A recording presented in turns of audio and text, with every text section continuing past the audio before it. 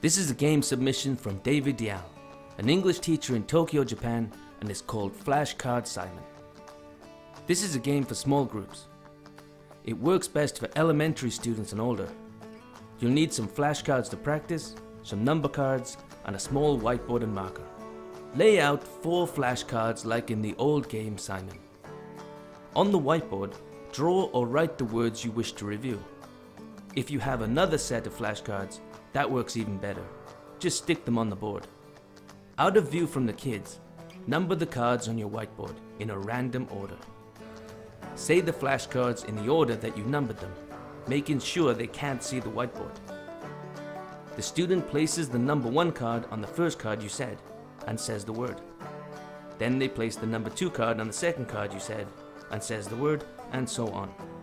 If they successfully say the cards in the correct order, change up the order and repeat. But then say 1 card 1 more time. Write a number 5 on a second row on your whiteboard. Make the sequence longer and longer as the game goes on, just like Simon.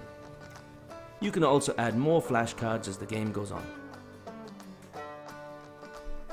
The AGO giveaway winner will be announced on July 1st, 2018.